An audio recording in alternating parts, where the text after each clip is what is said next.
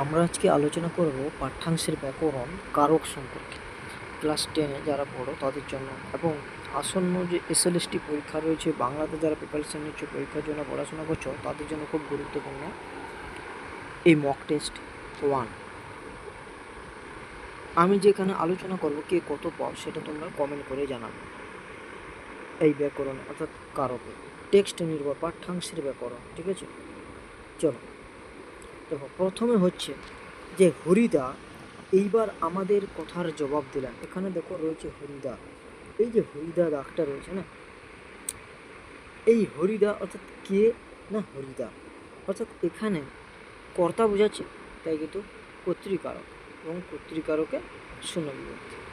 এরপরে দেখো আমাকে বলবেই বা কে, দেখো রয়েছে আমাকে, এই যে আমাকে কথাটা অর্থাৎ কাকে না আমাকে, অর্থাৎ কাকে বলবে, আমাকে বলবে, অর্থাৎ এটা কর্মকারকে কে বিভক্তি।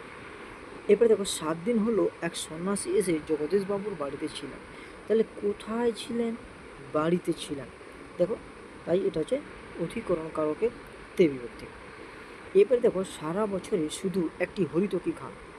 সারা বছরে অধিকরণ কারক, কারণ আমরা জানি এটা সময় বোঝাচ্ছে, কাল বোঝাচ্ছে, স্থান কাল সময় বোঝালে অধিকরণ কারক। এরপরে দেখো সেই ফাঁকে জগদীশবাবু পায়ের ধুলো নিয়েছিলেন। তাহলে সেই ফাঁকে কে পায়ের ধুলো নিয়েছিল? জগদীশবাবু, অর্থাৎ কর্তা বোঝাচ্ছে, তাই কিন্তু কর্তৃকারকে শূন্য বিভক্তি। এরপরে দেখো দেখো হরিদার উনানের আগুন তখন বেশ গনগনে হয়ে জ্বলছে। দেখো আগুন কি জ্বলছে না আগুন জ্বলছে, অর্থাৎ কর্মকারকে শূন্য বিভক্তি। এরপরে দেখো আমাদের 4 জনের সকাল সন্ধ্যা আড্ডার ঘর। তাহলে দেখো আড্ডার অর্থাৎ সম্বন্ধ পদে রবিভক্তি। রোজই একটা চাকরির কাজ করে যাওয়া হরিদার পক্ষে সম্ভব নয়। তাহলে কখন না রোজ, অর্থাৎ এটাও কিন্তু কাল সময় বোঝাচ্ছে, তাই কিন্তু অধিকরণ কারকে শূন্য বিভক্তি।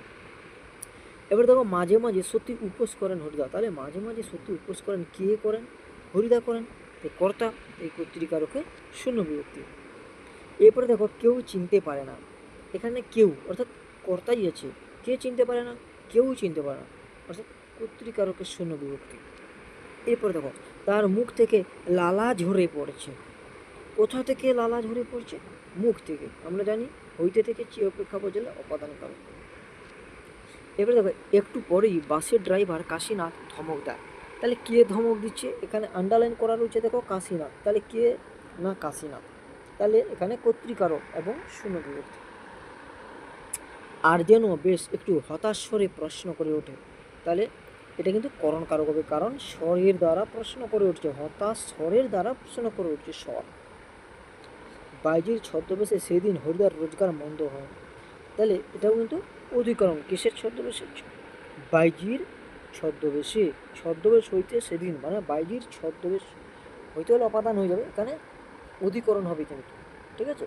যে বাইজির ছদ্মবেশে সেদিন হরিদার রোজগার মন্দ হয়নি। এরপর দেখো স্কুলের 4টে ছেলেকে ধরেছিলেন। এখানেও ছেলেকে দেখো কর্মকারকে কে, কিন্তু মাস্টারমশাই একটু রাগ করেনি। কে রাগ করেনি? মাস্টারমশাই, কর্তৃকারকে শোনাবে।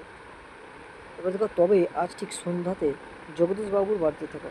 আজ অধিকরণ কারক এবং সন্ধ্যাতে বা বাড়িতে, এগুলো সময় বোঝাচ্ছে, এগুলোও কিন্তু অধিকরণ কারকে তৈরি হচ্ছে।